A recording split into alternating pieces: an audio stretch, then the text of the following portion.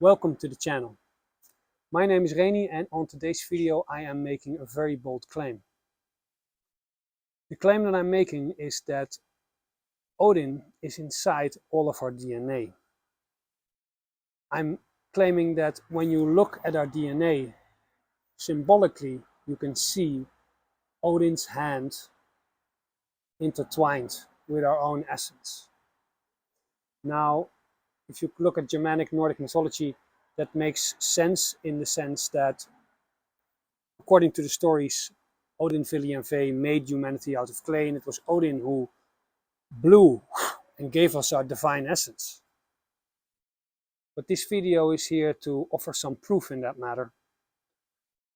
Some visible, tangible proof that we have a divine essence from Odin inside of us. Now, you don't need to go run to the kitchen and get some aluminum foil and make a giant tinfoil hat. You just need to sit here with a cup of tea, listen to the video, and I'll take you to my thought process, because this is something that I believe to be true and I think I can make a very good case for it. So, Nordic and Germanic mythology. There are basically, I think, three types of people when it comes to these stories. The first type of people like the stories and they go like, yeah, they're just stories. They don't mean anything. They're just fun stories that you tell to your kids around the fire, because in the olden days they don't have internet, TV or radio or anything. So they just had the stories. And they believed that our ancestors were pretty dumb because they didn't understand lightning. So every time they saw lightning, they were like, I don't understand it, so it must be God. That's just the word they used. That's the first type of people. Then there's the second type of people. They see Nordic mythology and Germanic mythology and they go like, well, our ancestors are pretty smart. They're pretty clever. Because symbolically in these stories lie important lessons of how to live a good life. Now that's very smart. You just disguise it up in interesting stories about gods with magic hammers fighting giant serpents in the ocean. You know, things that will get people's attention. But symbolically, the secrets to living a good life, the secrets of the universe, are inside these stories. Those are the second type of people. Now you have the third type of people, and I believe, well, the gods are real. They actually walk the earth, not in a physical form, because, well, if you say the gods are real, then you have to explain what is real, and our modern Western thinking only means something is real if we can grab it, if we can measure it. So things that won't let themselves be measured aren't considered real. So you really have to broaden up that definition of what is real and what is not real. But the third type of people believe that the gods are real entities, real gods that you can contact, you can pray to, you can offer to and give something back. Okay, why am I telling you these three types of people? Well, I want to add a fourth category. I want to go even deeper. What if the gods, and in this video we'll take Odin as an example, what if Odin, the Allfather of the gods and the Allfather of all that is symbolically the divine essence, not only inside of us, but inside everything, inside of the whole universe?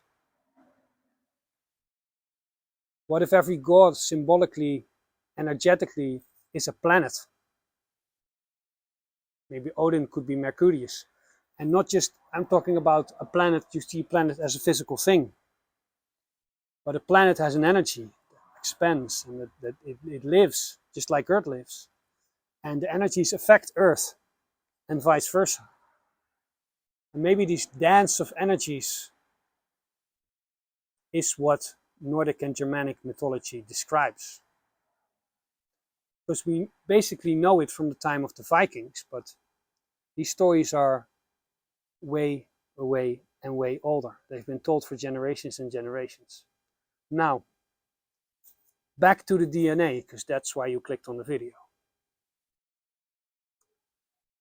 There's one thing we haven't discussed in this channel for Odin, and that's his ring, draupnir. Now, at first when I heard about draupnir, I thought, well, it's probably just a metaphor for wealth, because Odin has many names, and one of his names is the wealth friend. So I thought, you know, it's a ring, it's jewelry, and it keeps getting more, it multiplies, so multiplying wealth. But then I started to look in it a bit further. What is draupnir? Draupnir is a ring that was created by two dwarven brothers, Brok and Sindri. And that ring, every 9th day, that ring produces 8 more rings. And those 8 more rings are identical to that one ring. Now, what could that mean? Well, first of all, there's a lot of number 9s in there. Because, first off, every 9 days, it produces 8 more rings. But if you have 8 more rings and you already have one, then you have another 9. So you have a 9 and you have a 9. Well, what do you get if you put 9 and 9 together? You get 18. But what is 18? Well, 18 is a 1 and an 8. Well, if you put those together, then you have another 9. So you have a 9, 9, 9. So now I sound like a German. 9, 9, 9. Okay, so 9. A lot of 9. What does 9 mean? Well, there are only 9 numbers. All numbers are made up of basically 9 numbers. And now, there are some people who are critical and who are smart and are telling me right now, that's not true, Rainy, because there's also the number 0. Well, is the number 0 something, or is it just nothing, and that's why it's a 0?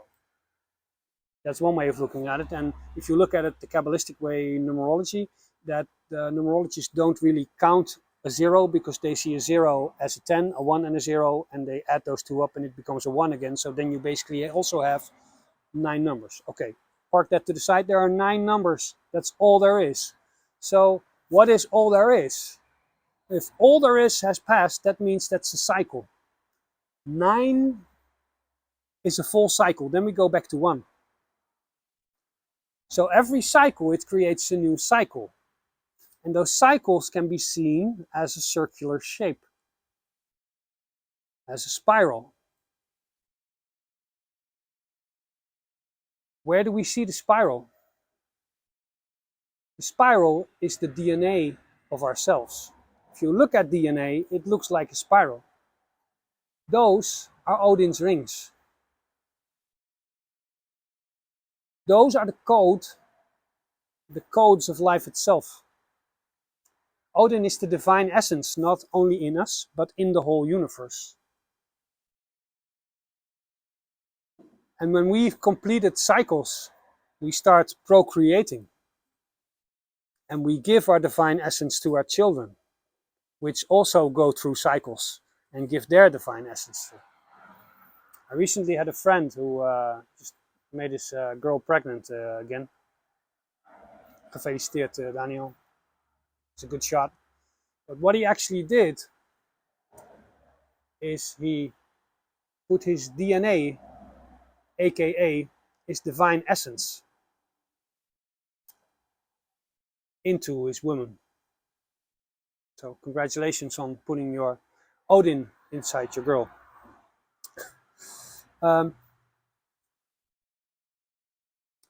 But if Odin is the divine essence in all of us, that means that everything is Odin. Well, why don't we see Odin everywhere? Because, well, everything can be seen as a mask of Odin. That's all we are. That's all everything is.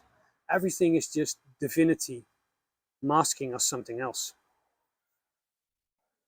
Now, like I said, it makes sense that it's in our DNA because, well, it's Odin and Odin made us.